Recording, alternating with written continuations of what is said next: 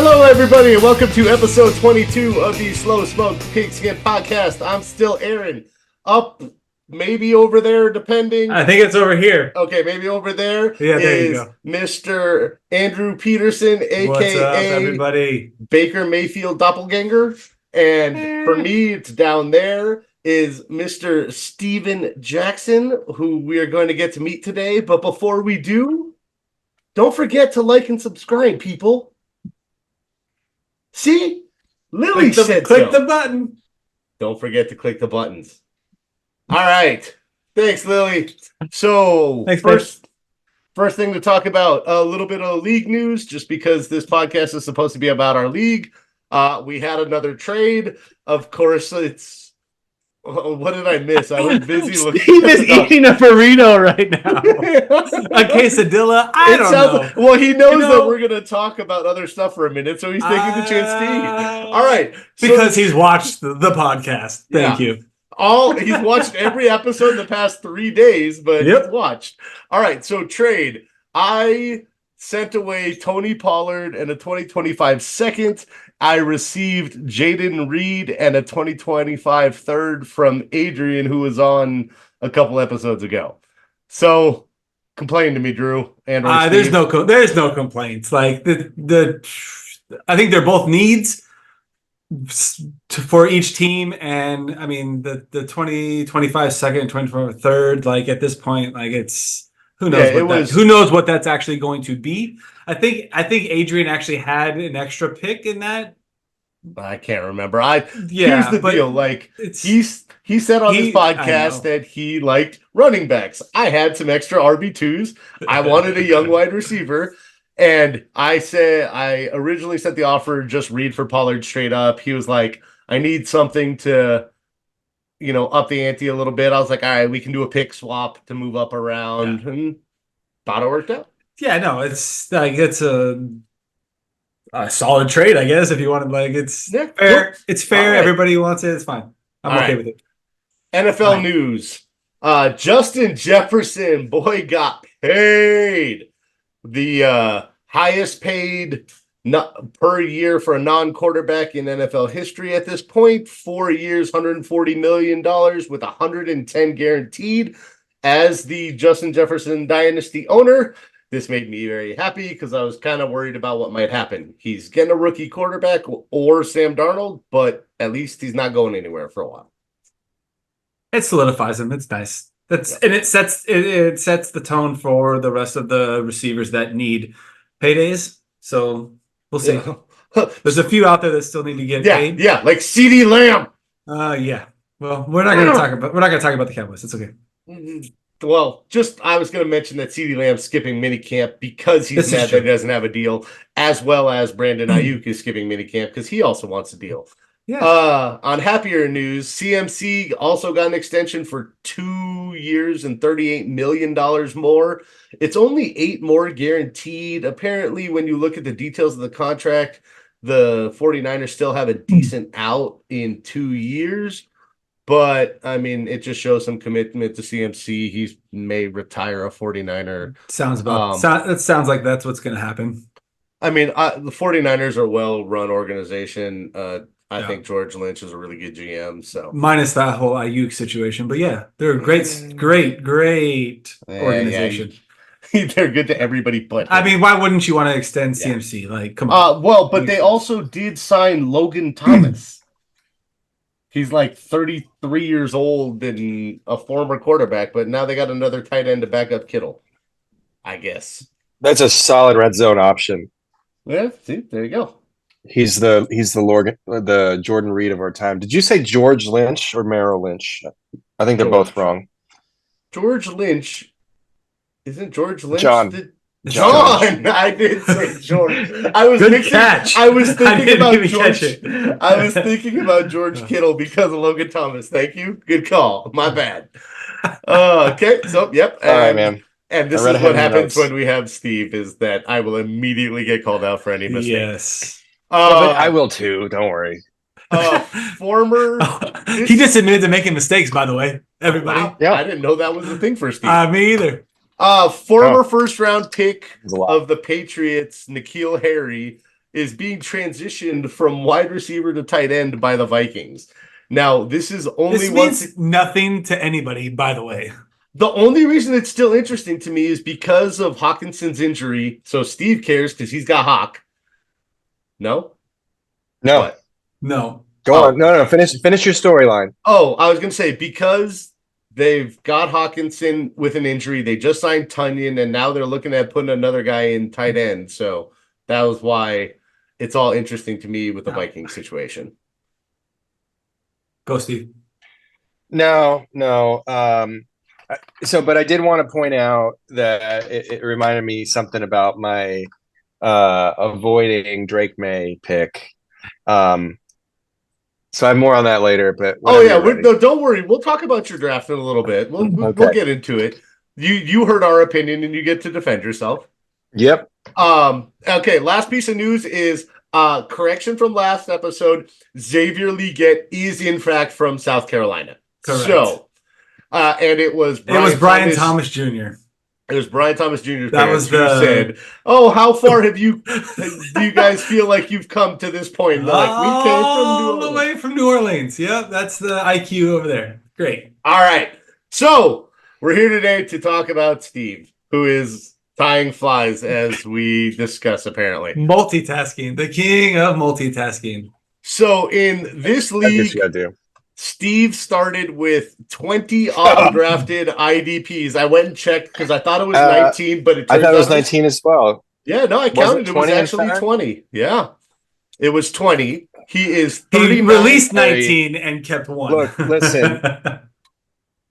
I'm most proud of myself really just for sticking with it because I was infuriated from the get-go. And I'm like, this is like the most magnificent bullshit I've ever seen. Yeah. So as a commissioner though, we could have like redone it. No, that ain't me. It's not his fault. Yeah, we talked about it. It just like it would have taken days. No. We didn't need to do that. So some people would have been more upset than that's true necessary. So, like, why make my being upset everybody's being upset? That's not necessary. With that, he's 39 and 45 all time in the league. Finished the first 2 years at 8th, but worked his ass off so that last season, 2023, he finished in 3rd place. So 20 auto-drafted IDPs to 3rd place in 3 seasons. I've given you props for this many times. Nicely done, Mr. Steven. Good job, Steve. Actually, I gotta stop saying Steven. I hear like your mom because no, it's all good. That's funny. I get that more often now these days than I ever have in my life in the last several decades. So that's it doesn't bother me at all. Okay. That was not easy, and there was a lot of times where I was like ready to throw in the towel. But like we were talking about this in the pre-show that we've been doing some version of some kind of league together, the 3 of us in particular, for over 15 years now, and that's pretty remarkable. So I knew, like, look, this is a dynasty league. Like, this is what comes with a dynasty league, and as you can tell from there, like, I'm a big baseball fan. That's what, like, I'm going to disappoint you with any knowledge that I have, because between Super Bowl and like training camp preseason, really like September, I give 0 shits about football. Well, so like, I just don't think that you expected to like have to rebuild immediately after the immediately. Yeah, but at the same time, like I learned a lot and learned like where value was, and like my point stands with baseball. Like, there's a lot of organizations in baseball that have had a huge amount of success from turning their value into distributed value. Right. And Aaron, you and I have talked at length many times. I feel like I beat the drum sometimes to death with how much I value tight ends. And Drew, you actually mentioned in one of the previous episodes, like, unless you have one of the top 4 or 5 tight ends in the league, your team is shit. Yep. And what that means isn't necessarily like the tight end who finishes top, 3, 4, 5 in the league per se, but like who's going to produce value at that position. And the way that I've always looked at value, and it's actually very similar to baseball. It's like positional value above replacement, right? Yep. So like what's league average position value look like for that, and how much above that are you scoring? That's where your true value in any player, I think, is at a particular position. Because you might have Lamar, like I started out with Lamar Jackson, thankfully, and I knew like he was my golden goose. At some point I needed to trade him in for more than just one position player, people. right? Yeah, and that was always the key is I started out with Saquon. I've had him 3 times, I think, now, which is hilarious. I've traded him away twice. I've had Derrick Henry. I have Derrick Henry now. I don't even remember who I started with. Aaron, do you have a record of who my original roster was? Like there were a couple like studs, but it was not enough to carry a team. I remember actually the other day in preparation for this, I was looking at your initial draft, and actually like I think your first like 6 picks were actually like really good picks. And then it just went like IDP the rest of the time. And that was the problem. Because you had Saquon. He was your first round pick in the initial draft. You had Saquon, you had Lamar, you had a good wide receiver. I can't remember. I'd have to go find it. CeeDee Lamb.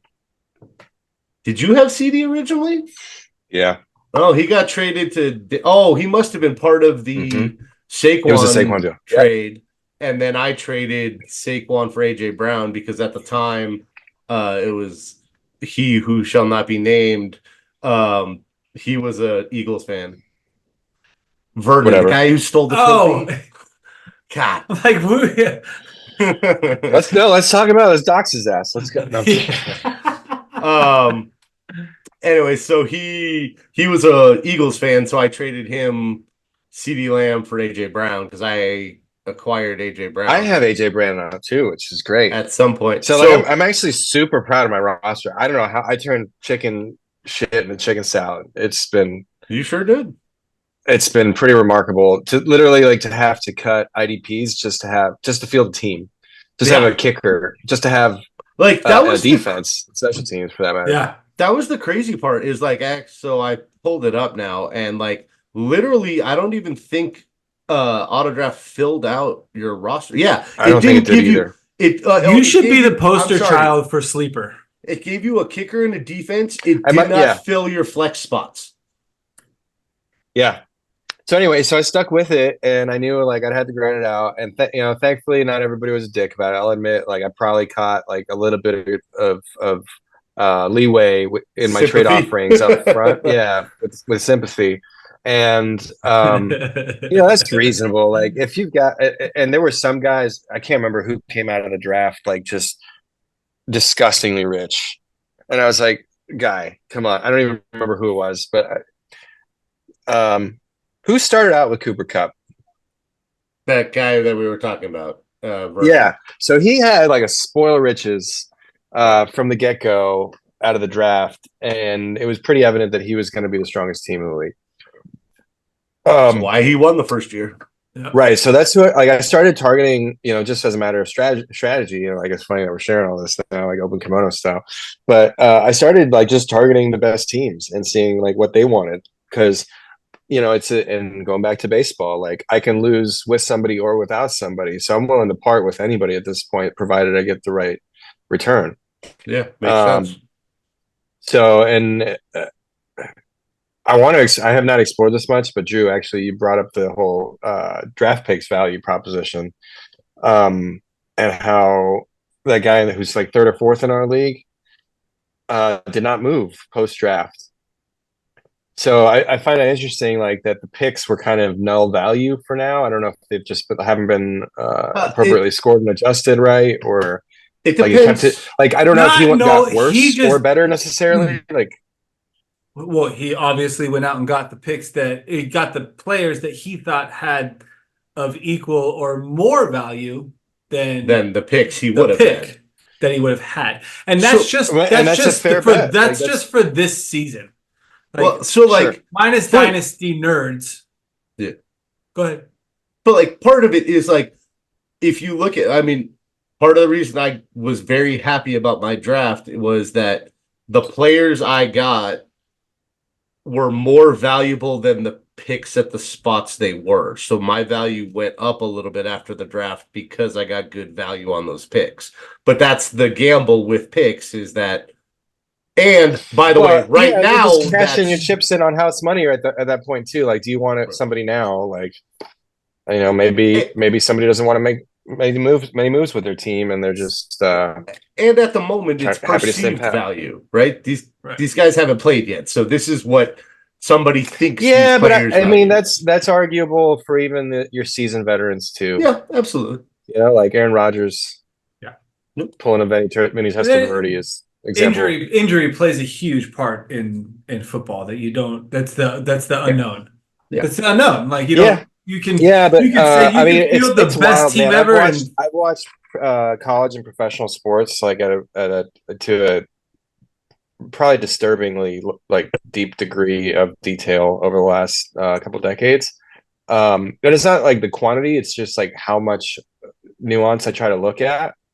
And and I have a sports science degree. I've been in the military. I've done like a whole bunch of things with like human performance stuff. Like it is pretty but it's a mystery. Like we know like so much and also nothing at all about human performance and like the way doctors look at physical records and somebody like is on a trade block or sorry, in part of a trade agreement and they didn't pass physical.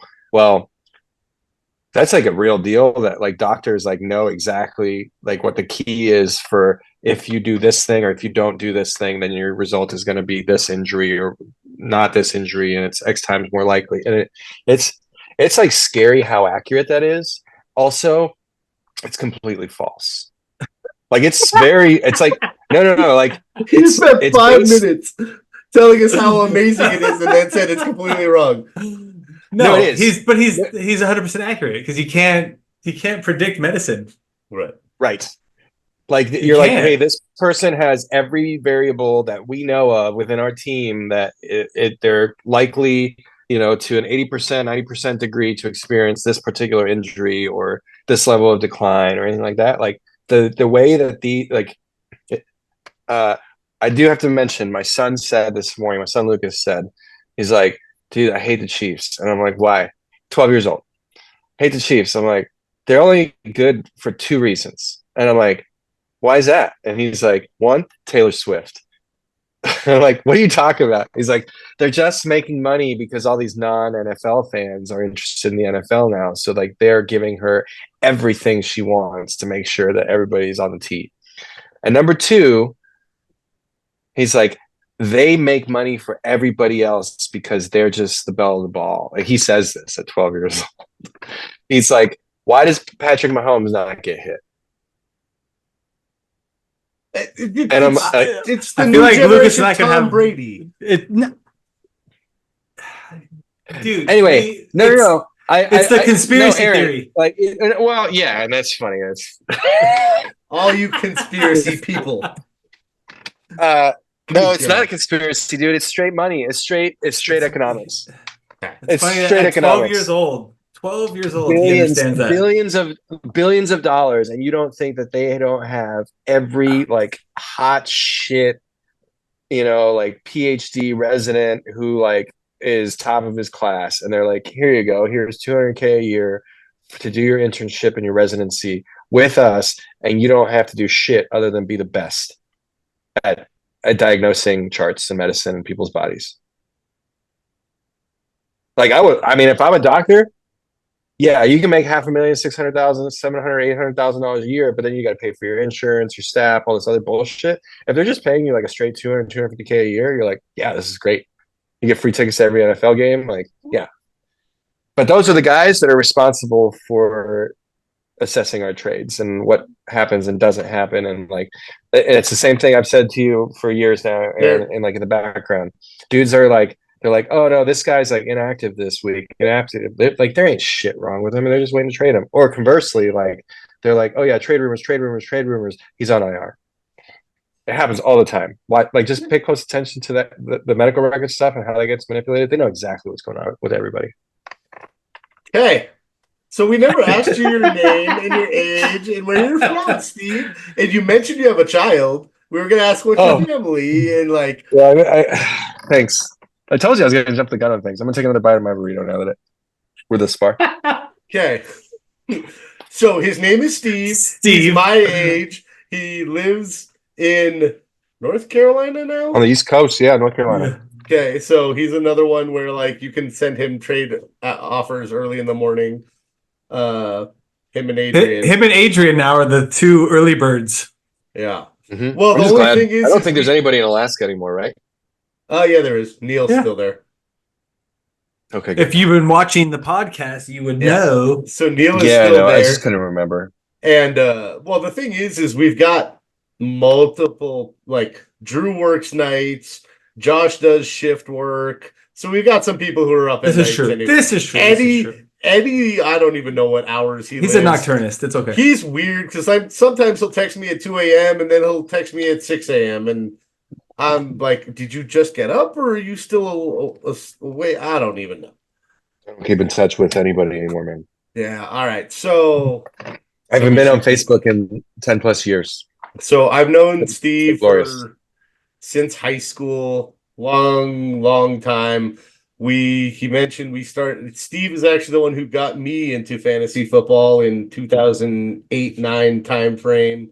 Started a league that still exists that Steve was in and then left and then came back.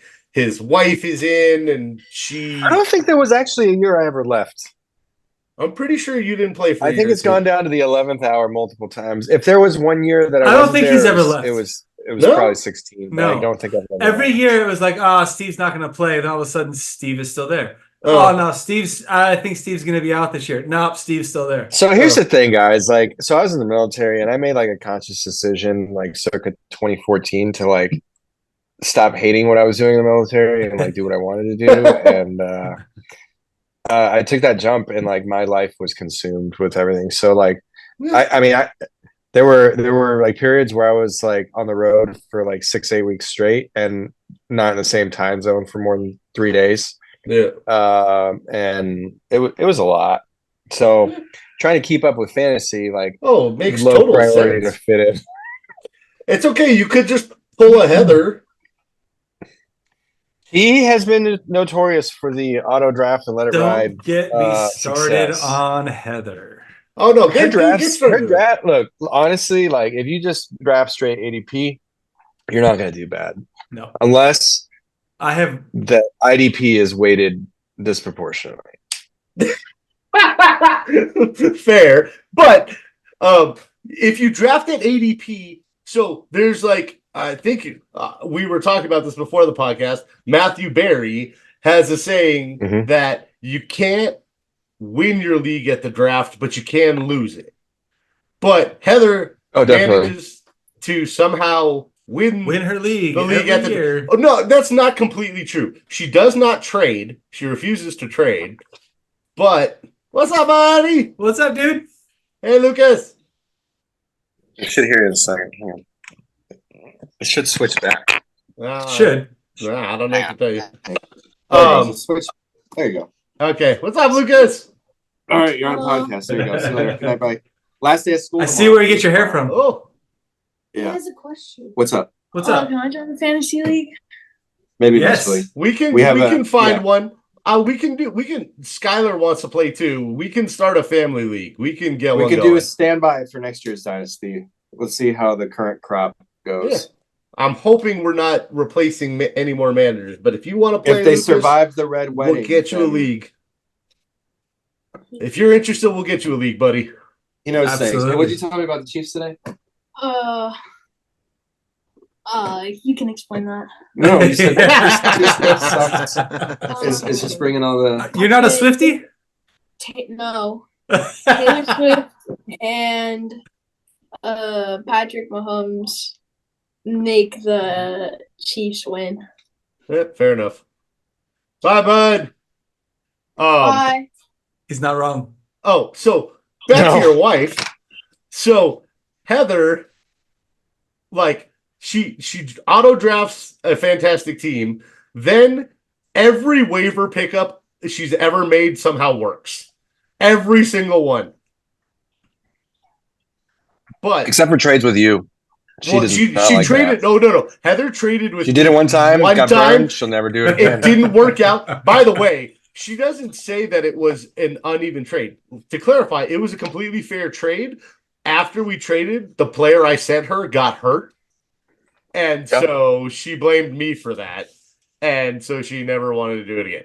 As she should. Whatever her strategy is has been phenomenal in our redraft league. If you over year. If you look, it's been nothing but frustrating. So and I've been like very deliberate over the years about like not helping her. Because I mean it forces her to figure it out. And when we talked about earlier about like fly fishing, I know it hasn't been recorded yet, but like she we'll get to the hobbies, don't worry. Yeah, it was she hang on a second. When she like has to work at something, like she gets ultra competitive. Like I can't stand her. And now my only question was that pre-Steve or post-Steve? That's always been Heather. I don't. It's a good question. I don't know. You've known her longer than I have. I've actually known Heather longer than I knew Steve. Heather always had that dog in her. Like absolutely. Yeah, I could see that. I mean, she's always been from the block, Yeah, exactly. Like Heather from the hood. I still will never for anybody who doesn't know, if you've ever listened to Vanilla Ice Baby, and he talks about Beechwood Avenue, Heather lived off of Beechwood Avenue. Like she did actually. Like, but it's not the same one. But yeah, it was. What do you mean it wasn't the same one? Yes, it was. No, he's talking about Miami. No, dude. The song says 818. No. Yeah. Oh, okay. We're gonna. Pretty sure it does not. No. Vanilla Ice is singing about 818 Pacoima Beechwood Avenue. Anyways, Kay, we're going to move on from that topic now. So, Steve, do you still consider yourself a Steelers fan? I do. A1A Beachfront Avenue. Beechwood. Beachfront. A1A. No, it's 818. It's in Miami. It's in Miami. But it's. I mean, like that's what it's from like the A1A. It's like one of those like 90s like Mandela effect lyrics. All right. Well, trust me. Fine. Okay. Fine. I'll do the research. Yes. Later. Finally, for the first time in 5+ years, I have something to root about as a Steelers fan, and I'm very excited for this year because the late Ben Roethlisberger years and the frustration of not drafting a successor quarterback when you had like a lot of really great options in his declining years. Yeah. That was always super frustrating. So who are you excited for? I'm excited that we've retooled the line. Okay. That makes sense. That Matt Canada is gone. Yeah, we've got legit serviceable quarterback options. So you believe in Russ? I believe in Russ or Herbert, or the running game, or the old school Steelers smash mouth football. Yeah. All right, fair enough. Yeah, I think they're. You like Tomlinson as the coach? Tomlin, yeah. Tomlin. Not bad. Tomlinson. This is not up to you, right? No, they're both from San Diego or something. TCU. Who knows? All right. Fantasy team name explanation. I guess it's pretty. Yours is fair. This one's fairly self-explanatory. It's all your other names that have been. I've gone through a whole bunch of names that have been inside jokes to me and me alone. A lot of times I've done something like a little nod to like either a particular player or to like currently I think is it still the Russian Bears or something like that? No. You're Sequando. Do I get the trophy now? No. Yeah, that too. You were the Russian Bears before that. Yeah, and there was like a Lamar thing after that, and then the chess TK. That's a moniker that. So like, Che is like dude in Argentina, and my family's Argentinian, so like Che is like a thing that I've always used. And then when I have a Hot Ass 2000, and license plate is Che S2K. And when Lucas first started playing games, like that was the game handle he used, and all his friends started calling it Chesty K, and I'm like, that's whatever, and it just kind of stuck. I like it. So I just went with that as my username for like any and all things for a hot minute. Nice. All right, we already talked about your fantasy history, that we've all been playing together in some form and extent for 15 plus years or so. All right, here's your chance. What are your hobbies, Steve? Fly fishing and tying as of late over the last 6 months or so, 9 months or so. Baseball. Lucas plays baseball, and we travel spring and fall. Like, we're those parents. That's pretty much. Didn't you? But Drew, you know all about this. Travel ball parents. You coached before he even played, though, didn't you? Yeah, I'm that guy, thankfully, that I can respect, at least, that I coached without having a kid on the team for years and years. Yeah. And it brought me more joy than probably anything I've ever done in my life. And moving away from those kids when they realized like I was gone and not gonna be in their lives anymore, and they were all crying and everything, like that was probably the most heart-wrenching thing I've ever gone through in my life. Like, lots of different difficult things, but I didn't expect that one at all. Like they kind of knew I was going away, and then I was like, all right, see you guys, I'm gone. It was really cool because we had just wrapped up winning a state championship in Nebraska. Like we won for our division, and to take kids from nothing to they don't know how to compete to like they don't really know what it's about, to start building the skills and developing, and then starting to turn it into something selfless where the team is the most important thing. I can really get behind that, and I support it. So I still coach it, and now thankfully I get to coach my son, and he's doing really well with that. So we're actually going to Cooperstown next week. Awesome. For like a week-long tournament and like a whole like Hall of Fame experience. And it's such a great experience. That's so cool. Yeah. You've seen it? You've done it? I've been there, done that myself. Yeah. As a kid. You played? Yeah. Oh, that's great. Oh yeah. Yeah. I wasn't that. Yeah. So this is the last year as a 12U that they can do it. So it's freaking fantastic, man. I have no doubt that it's going to be just the most like gangbusters fun weekend or week. Especially as a baseball person, like you're just going to love the experience, even without the playing. Like, it's amazing. Oh, I have no doubt. But I'm super excited. So like we kind of not to take too much time on this one, but like we've had a really rough season, and it was a lot more down than up. The losses were like really bad. Like the wins were fun, but they weren't against the best teams, and we expected a little more of ourselves. And then we just had like 2 weeks prior to the season ending, 2.5 weeks ago. Yeah. They kind of hit bottom and needed a talking to, and from there we were able to build them back up. And it's funny, like I talked to them like adults, like the same way I talk to people in the military when I'm like, hey, you guys just need to like figure your shit out and do your best version of you and nobody else, and stop trying to compete and compare. Like, just do your best version of you for each other and stick together. Whether it's high highs or low lows, like as long as you guys are with each other, you're going to be fine.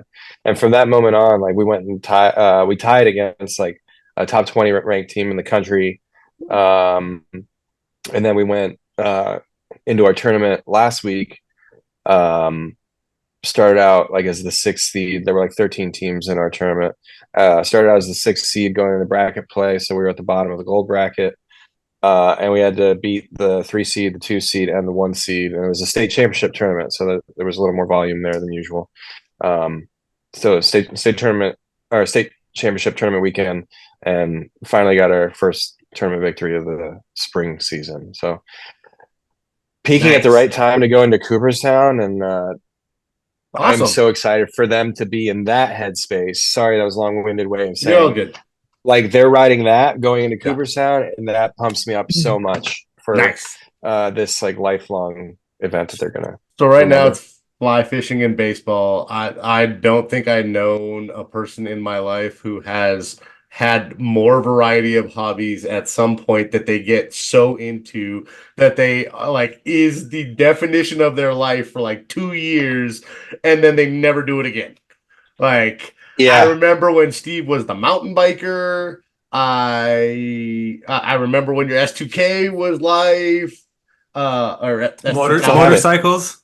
motorcycles. Like I put that away when I had kids. Yeah. Kids. yeah. Yeah. So Yeah, but I still fly. I still baseball. Baseball since I was 4. Flying I wanted to do since I was a kid. I did it the whole time I was in the military. I've had my pilot's license for the last going on 6 years now, 5, 6 years. Like we own part of a plane, so we travel as much as we can with that too, and like go to different events. that just sounds wrong. I would think you want to own a whole plane. He It owns probably the works wing. He well, owns we one do. wing, so it gets him to Yeah, the I place that he understand. So needs to. nobody gets to take it without me. So nobody gets to take it without me. Okay, so to clarify, you have partial ownership of a full plane. Yeah, the closest thing that doesn't really begin to describe it accurately would be like a timeshare kind of thing. So like it's me and 4 other guys and we own it and it's first come, first serve, but we all share the costs equally. Right. Yeah. Okay, that sounds much better than owning That's part of a plane. Yeah. No, but How far does this plane fly? Like what's on like one? Like obviously it can fly as far as you want to fly, but like on a tank of gas, how far can you go? so I'll answer it in 2 parts. So the farthest I've personally flown it is from North Carolina to Nebraska. What's that, like And 1,000 miles? 800 and some odd nautical miles. So yeah, like 900 miles ish. Yeah. But that's with a fuel stop. The farthest I've flown it without a fuel stop would be like from uh here in North Carolina down to like the panhandle of Florida or like to Tampa or actually so next week or sorry, not next week or later this week when we're going up to Cooperstown. The weather's not looking so great, so we might end up driving, but the plan was to fly. But I mean that's almost 500 nautical miles and that's like a 3-hour flight. So It's only 500 miles from you to New York, really? nautical miles. So yeah, it's Nautical. like it ends up being like 600 and change ish. Yeah. I don't think I realized that nautical miles and The East miles Coast were is a lot different. smaller. Yeah. Yeah, statute miles, nautical miles. So not one nautical I- mile is 1.15 statute miles thereabouts. Good to know. All right. We're always learning on this podcast. Yeah, we're all about education here. That's what life's about. Hey, gotta keep learning. All right. So, what did you want to be when you grew up, Steve? Still When you don't were a know. child, you still Yeah, don't know. no idea. I mean, pilot was up there, or like sports commentator, sports announcer was like very high up there as well. Oh, you wanted to be Harry Carey? No, not necessarily. No, The no, I don't Cubs think anybody. win. The I don't Cubs think. I don't win. really think anybody wants to be Harry Carey. I feel like Harry Carey just was. You Oh, can't top that. I wanted to be There's like, and it's funny because there's like a couple guys like now, like his grandson, for instance, and a couple others who like try and like do some sort of quirky style like that. That's hard to pull off, man. No, you That's can't. hard. You can't mimic a legend. Like No, and you can't force it. Like there's so it many was guys, natural like for him. like Like Mike you can't Krukow just or try a couple to. other guys in San Francisco, the guys on the Yes Network, a couple other things. There's a handful of Bobby Euchre. Like Vince Scully was obviously a talent and a legend, but there's only but even those guys like they had their shtick, but it's really hard to be successful with a shtick. Bob Uecker was the one from Major League, right? Correct, and he's still. I think actually he just retired from being the Brewers radio announcer. I think last year was his last year. Oh, he was fantastic. I wanted to be him in Major League. I feel like a lot of people did, and a lot of us were just like the guy with the brown paper bag. Like, yeah, absolutely. Until we realized, what we were doing. I took one of those high school survey things where it kind of tells you what your career track should be, and I knew that I was hopeless at that point. I thought you meant you took one recently. No, back in high school. Yeah. And I found it like in all of our moves. I found it just recently, and I saw it, and I validated what I thought it said. Automobile race car driver, pilot, police officer, and investigator detective. That's what it said. Yeah, I was always worried about you because you're the one who I always remember you. A lot of people were worried about me. I was worried about I'm not going to get. I'm not going to do it. Get an education unless somebody pays me to do it. And then you found a way for somebody to pay for it, and it worked out. Yep. They're still paying me for it. I think your current career was a surprise to all of us at the time that you chose that. But it makes sense now. Yeah. So like, you gotta remember, like you guys like met me in a weird time in my life where I was like I had just moved cross country like right as high school started concluded, like my senior year started. I literally moved from coast to coast the year my senior year started. So that was or right when my senior year started, excuse me. That was tough, and it obviously made for a lot of unplanned outcomes. And I had to make a lot of adjustments for what my future was to be. By the way, and I always kind of like knew what kind of direction I was going, but you met me during the years of my life where I really, really didn't care about my life that much. That reminds me. None of us did at that time. I forgot. That's true. It was perfect. Drew, you knew Steve before you knew me. I met you through Steve, right? Well, Steve slash Joe Collada. Joe Culata. I wonder if that guy's alive. What a rabble rouser! I'm sure he's alive and thriving, man. I'm curious how much hair he has. Oh, what was Todd's name? Todd, right? Delavi? Best Buy. That was all the Best Buy crew. I was thinking about him recently for some reason. Like I could not remember his last name. Todd, here's a great. Hey, Todd, if you hear this, right. Please reach out. I still remember your birthday. I think about you all the time. Dude, Little League baseball. I still have a shirt from when we went to the sushi place. Show me the rollie. Because he challenged me that I couldn't go to the sushi place and then eat the super hot sushi, and so I did it. I went back to his place, and then he wanted to hit me in the stomach, and I was like, bro, I'm on your couch. I don't think you want to make that move right now. Wild times. Yeah. We grew up in a pretty crazy area there too. Like it's hard for people to appreciate until they leave the kind of scale or context of their surroundings. Yeah. But I think everybody should at some point. Yeah. And that's what I did. Like I got out of I knew I didn't want to be where I was, and I took things into my own hands and to the best of my ability, and here I am. Like a couple decades later, I did fine after all. Yeah. You're not dead in a ditch. You've turned out okay. Yeah. But I feel you. Like it was so scary when I left LA. It was all I ever knew, and now I'm like, I never want to go back. Oh, if I was like a billionaire, I'd have a place there to visit and grab in and out regularly. That's about it. Yeah. But yeah, a nice beach house would be fantastic that you go and you visit. But I wouldn't even have 2 or it 3 there, times a year. I wouldn't even have it there.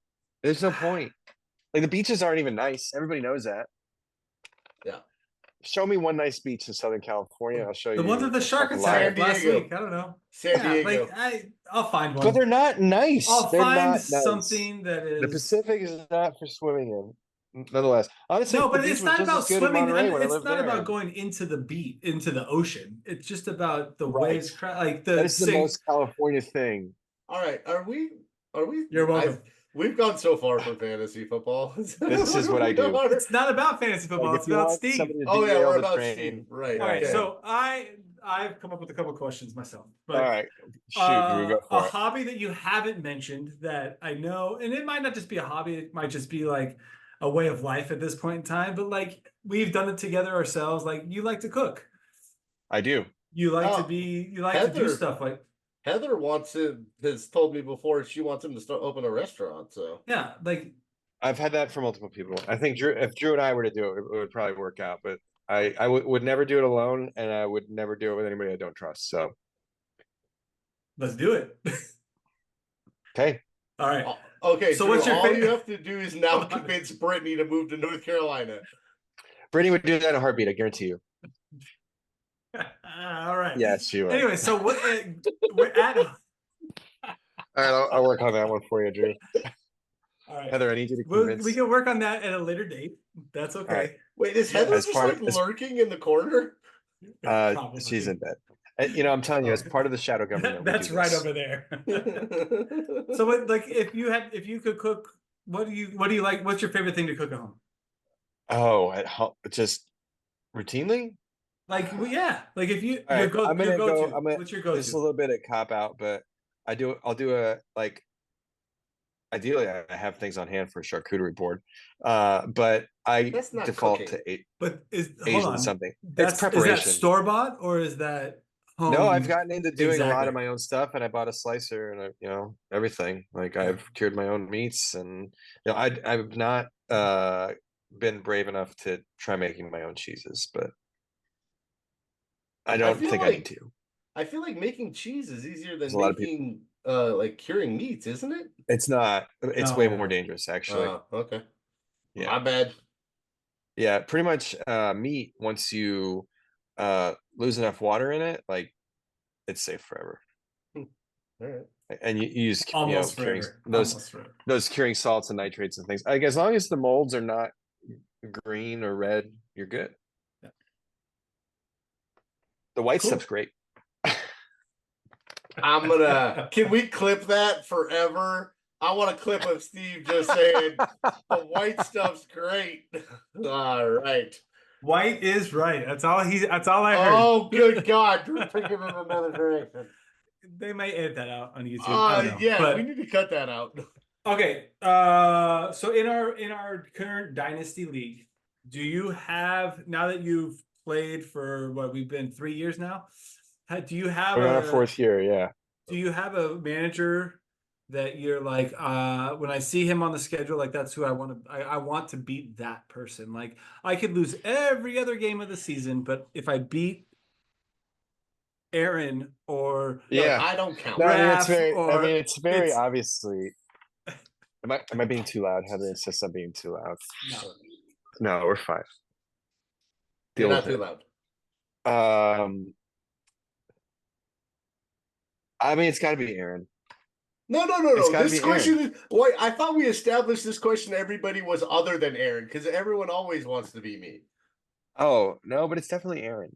No, it's definitely Aaron. Well, Steve, you said you caught up on episodes, so if you know, he asked. I think sometimes though, like the people. Okay, I'm not going to name names, but you guys know who exactly we're talking about. The people who are absolutely just ridiculous in trade offers. With trade offers. I knew we were going there. I knew it was coming. I knew exactly what was about to come out of his mouth.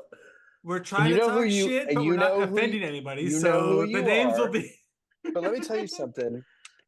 It wouldn't hurt you to sweeten the pot out of the gate, and to like something where I'm like, oh, well, I can't pass that up. I'm going to think about this.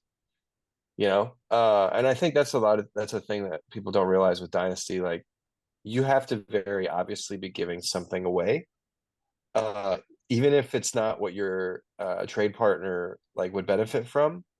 Like, they need to see that you've got some skin in the game, and you're not just like, cool, I've got like all these side pieces that are going to be your come up. Wait, and it's a bag of shit. 4 bench players isn't worth a star? No, there's no cumulative value in a lower tier. Yeah. No, like quantity this is not like that might work honestly in redraft. Sometimes it does. Like if you need like to cover 2 spots where you're weaker and you'll take the hit at something that you've got some strength in, that's fine. A 2-for-1 works. 2-for-1 can work. Aaron, you're somehow the king of 2-for-1. Like it's his happy hour. I like that. In some cases, yeah, that does. Like if you have like a For instance, like right now, a Derrick Henry, and what's like a Tony Pollard. If you have a Derrick Henry and Tony Pollard and trade them straight up for like Lamar Jackson, yeah, all day, every day. Like I would do the 2-for-1 there, I and mean, depending on my situation. like the trade I made with Joe fairly recently for where is that trade detail? Joe, When I traded which for Joe? How many Joes do we have now? just one Joe. Just Only one Joe, Okay. but we got like Oh, 4 J's. so I got Brees Hall when I was getting Brees Hall, right? Like, but I gave up Devonta Smith, David Njoku, and Nick Chubb because it gave him across positions he needed, and I wanted a stud. I know you didn't like that deal, Drew, anyways, but yes, he needed a running back, he needed a tight end, he needed a wide receiver, but like that's I mean, a 3-for-1 though. that I mean, doesn't like fit the build, those are not, but those aren't in my like opinion. David Njoku's a top 5 tight end. Who are the other guys? see, Drew does not believe David Njoku is a top 5 tight end. That's part of the problem with Oh, That's that. that's It the was problem. it was Brees Hall and 301 for Devonta Smith, David Njoku, and Nick Chubb. And Nick Chubb, depending on how he comes off injuries, like potentially But top 5 running back, dude. top 5, really? Yeah. Before his injury, yes. Do I think he's going to come back to top 5 form? No, No. he will Do not I be a think top. I He will think he not be a could come top back 5 to running back. RB2 form. You can't base a trade off of, well, if he comes back to top 5, that's what he's worth. But it's dynasty. That's what this is all about. That's literally what dynasty trades are based off of, Drew. Like is potential No. value in out years. Yes, potential value, but not all right, whatever. Devonta Smith is probably a. I'm arguing against the 1 and the 3 seed. I don't have an argument because I can't. I got nothing to prove. But Listen, here's what you got to do, Drew. I disagree. You need to dump every one of your players and just go full IDP. Yeah, IDP. get 20 okay. IDPs and then start again. Yeah, no, That's how you establish I'm not dominance. in a terrible spot. I've got a hole or two. Like, we'll see what happens. That's the great thing about this podcast. Like, everything's recorded and we can go back and see a year from now in the middle of the season. Yeah, right. And, yeah. I am not like Don't I'm worry. not gonna lie. I'm not looking forward to like end of the season to see like we commented on everybody's draft. Oh, we have to still talk about the draft, Steve. What's his name? Fitzpatrick? No, what's the Fitzgerald? What's the Florida State Jordan quarterback? Travis. There you go. Yeah, you know exactly what I meant. No, I had no idea what you were talking about. I said like, Florida State, you knew exactly what I was talking about. But it's gonna be really bad, like to go back at the end of the year to like look at what we said about everyone's draft and be like 78% wrong. That's gonna suck. All right, Steve, I forgot. Before we started recording, you wanted to defend your draft picks after what we said about your draft picks. So, all right, we'll go one by one. Steve took JJ McCarthy at 110 while Drake May was still on the board. So as you know, second half of the first round's real tough because your like super quality guys are gone, but your super quality QBs remain. So especially considering we're going 2 QB and I did cash in on Lamar last year, so I opted to go for quarterback. Yeah, my thing was I was surprised you took JJ while Drake May was still out there. So why would you take JJ over Drake May? Me? Why did I? No, Steve. Why? What was the thought process there? I mean, if you don't want to say because of strategic. No, it wasn't strategic at all. I mean, it was some strategic. Like he's best available. Like debate. Like to me, Drake May and JJ McCarthy, they were a push. I think. Yeah, like to Aaron's point that he made in the podcast was JJ McCarthy has potential for value straight out the gate. I think in his first 3 years, he's got an embarrassment of riches all around him and a decent line still that can help, pad his stats quite a bit, especially for fantasy. Like I think his floor is probably like a CJ Stroud for going into this season. Yeah. And for Drake May, yeah, CJ Stroud just had like one of the best rookie seasons of all time. And yeah, you're saying that's with his Noah glory? Brown, with nobody. Like, you're assuming that with Nico JJ and McCarthy Tank will Dell. be. say again. Yeah, Nico Collins and Tank Dell. Yeah, those aren't Pro Bowlers, dude. Nico Collins, maybe. He's but like Justin Jefferson, TJ He's not Hawkinson, like he does not have the weapon. Stroud did not have the weapons Jordan that Addison. JJ had. Like, Absolutely. no, JJ is coming into like JJ and Caleb are coming into two of the best situations ever for like a rookie quarterback, and JJ's is probably better. Strongly disagree that the Bears situation is good in any regard other than they have all things. Their front office is abysmal. Like, they don't know what they're doing. You don't like Ryan Poles? When did they change out GMs last? 2 or 3 years ago. I don't know when Ryan Poles started. So this new guy hasn't shown much for me yet, but like they've been year over year over year, like, just bad. Like, do you trust, even with Deshaun 22. Watson and all the things? January. Do you still trust the Brown? Do you trust the Browns yet? No, I don't trust the Browns. No. I mean, okay, Bears are in the same boat. Like, but they've Ryan, not shown anything. I don't disagree, because it's like, prove. You have to prove it first, right? Right. Obviously, Minnesota has proven their. Like, I don't give a shit. Like, dude, okay, if you're a bottom of the barrel team in the league and you've got pieces that you can offload and flip for value, like you better look good and you better win the offseason. You have no choice. All right, fine. But like, you believe in JJ over Drake May? I know. I believe in JJ's situation, and I believe that Drake May's situation is dog shit. Oh, it is, but I think when you just look at the talent of the quarterback, I think Drake May is a more talented quarterback. He's more raw coming into a worse situation. So I think Drake May ends up being one of those guys that pans out, but not for the Patriots. Oh, that's interesting. I like that. Like, they have a long line of the Jacoby Brissett types.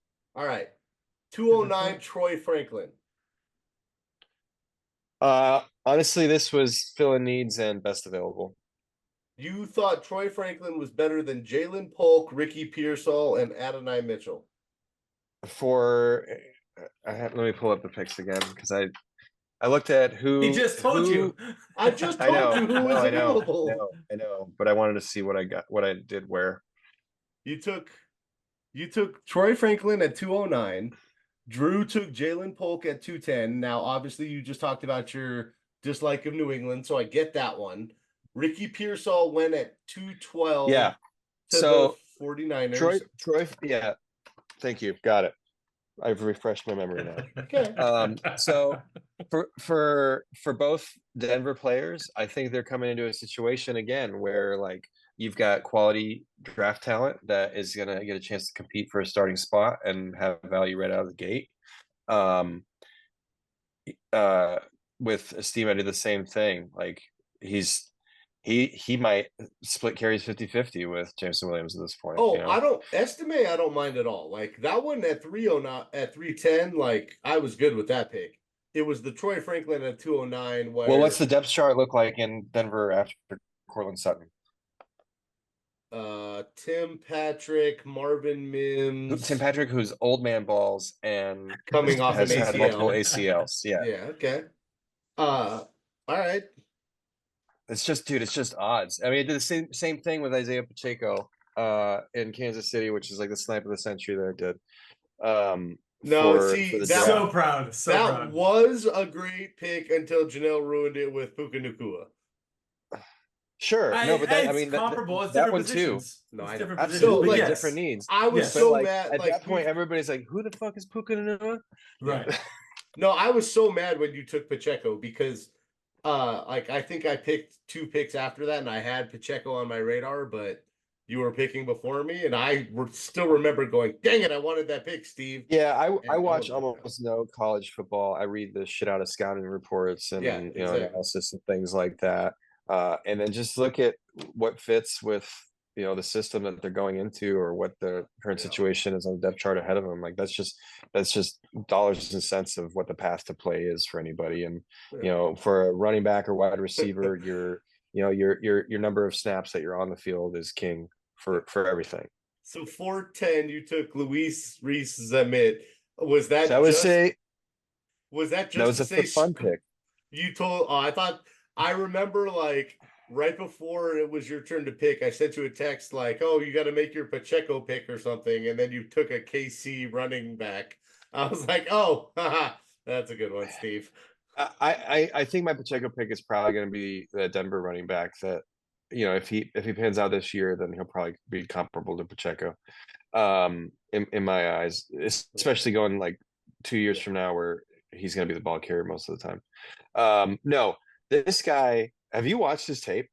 No, Yes. Drew has. I haven't. This guy Yes. is like, he is scary. He's legit. Is he? Like I'm gonna have to check it out. I haven't seen like how big he is compared to NFL players, but this guy could easily, to me, play tight end or potentially like fullback, or even do like a little bit of wide receiver. Like he's thick, but not. He's a rugby player. Yeah, Like yeah. those dudes are 6'3". built. He's 6'3", 194. Is he coming So in he's trim. to be a running back? Tight end and kick returner, I think. No, he's way too small for a tight end.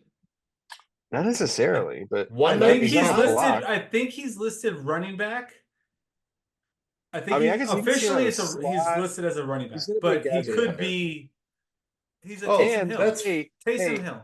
Who didn't you guys just talking about what's his name? Just not N'Keal Harry? Herbert. No, thank you. In Pittsburgh. Sorry, it's like midnight, Najee 11, Harris? whatever. No, the quarterback, Justin Fields, thank you. Justin Fields. As a kick returner, Yeah. and you were chipping away at that, but there was a kick returner in the 90s with the Steelers, went by Slash Cordell Stewart. Cordell Stewart, yeah, I remember him. Yeah, and he did all the kick returns, and he was a Yep. wide receiver, and did gadget running back, and Yeah. he did quarterback too. Yep. And I wouldn't be surprised if we're working on packages to have Russ Wilson and Justin Fields on the field at the same time. Yeah, I wouldn't either. Multiple looks on that. That's gonna be so healthy. like at 410, you're at one of the last picks of the draft. I have no problem with that. Like, give the guy a shot. And then 412, you took Cade Stover, tight end out of Ohio State, if I remember correctly. Yeah. So like, I had no problem with that. Mostly, and Houston too, which like behind Dallas Schultz, I don't think is, or Dalton Schultz, excuse me. Yeah. I don't think he's had a healthy season. Ever. I think he just signed a 3-year deal. He did. But still, like I think that's a good pick. Like I said, I think and even with the deal in a place, hard time with more reason, just because like now he's got to perform it. There's expectations. So, yeah. Drew, I'm not upset about it. What grade if you do like I don't even 40%, you give me a B. Give me a B. Yeah, I think that's fair. I liked your last 3 picks. I just didn't love the first 2. The first 2 we were curious about, and it's not. I'm curious, like what the knock is about Troy JJ McCarthy. I don't hate JJ McCarthy. I like JJ McCarthy. I just don't think he's a high-powered fantasy option. And the only thing we're basing it off of is the fact that like mock drafts didn't have McCarthy before May. Yeah. Oh yeah, that's fine. And then, I would have said, as far as like, I don't think McCarthy's going to start day 1. You might have different opinion on that. I have a whole like bench of those guys, like the Baker Mayfields, the Jared Goffs. Oh, Jared Goff, I think is actually a really good play this year. Yeah. No, of course he is. Potentially, or of course he is. What do you mean? Yeah. Like that's they were talking like they traded him, and then they were talking about cutting him because he sucks. And then you're like, wait a second. But no, what were we talking about? He just got a giant contract. No, he did. Now he did. Yeah. Now we did. No, Goff has nothing to do with anything. We were No. talking. Goff is Steve's other quarterback. Is the point? Which is fine. No, but my point with Jared Goff is like that's how I look at JJ McCarthy right now. I'm like, okay, how can he like not But McCarthy's do something? Okay, but you're not going to play those quarterbacks for at least 2 years. So you're telling me that May will be less than McCarthy in 2 years? Right. That's the point that we're saying. Right. We'll revisit this in the next part. Troy Franklin, and then Troy Franklin was just because he dropped all the way to the 4th round in the NFL draft, and literally Ricky Pearsall, who was a first-round NFL draft pick, was still out there. Good with me? All right, fine. All right. We've been going for a long time. Anything else anybody want to say? No, I have one more question. Ask it. Go for it. All right. So, in our other league, we play with Heather, your wife. Oh, we're back to Heather. I had to put something in there with Heather, and she's been going on and on the whole time, but do you appreciate it when she wins? Does it frustrate you when she wins based off of the fact that she has consistently good luck? Like we talked about this a little before, and we've obviously expressed our frustration, but we didn't actually get your opinion to win. On it. If Britt was in the league, like no, I want to beat her. I want her to be competitive, but no, I don't want her to continuously win based off of like auto draft. I want to think that I could do something, but like obviously auto draft is the way to go. By the way, Heather, we love you even though you can't hear us. Can she hear us? Yeah, no, she can't hear. Well, I would say whether it's fantasy football or anything, I don't want her to win. Okay. As long as she's not, but if she's not playing me or against me, of course, then I root for her. Of course. There's been not once where I don't take it lightly on her. She deserves it. She needs an ass kicking from time to time because you got to teach the people who think like, no, I could just show up and play. It's okay. I'll just exactly. And exactly. You know what? Hey, ask her real quick if she's gonna make a trade with me again. You know the answer to that. I'm gonna keep trying. I'm just gonna constantly send her trade. Heather, are you ever gonna make a trade with Aaron again? Fuck no, she says. I mean, she snapped to it. Okay, she snapped so you know what's gonna be interesting, Drew? What's worse, me trying to trade with Heather, or you trying to trade with Janelle? That's not happening. Yes, either. I managed to bring it up in another episode. Oh my goodness! No, there's zero chance of any of these things. I think I have a better chance of trading with Janelle versus you trading with Heather. I'm gonna agree. Actually, you're completely right. I was right now. We have some visitors. I don't know. They just came in. Hi, children. Kids, get to bed. And I heard you. Good night. What were you laughing at? Get out of here. Oh, kids. Oh, kids. They're the best, aren't Mine are they? the only ones who haven't popped in this episode. Should I call them in real quick? We got a couple minutes if left. You want. Like, I didn't call them in. Yeah, right. All right. Anything else you want to tell the league, Steve? Anything else you want the league to know about you?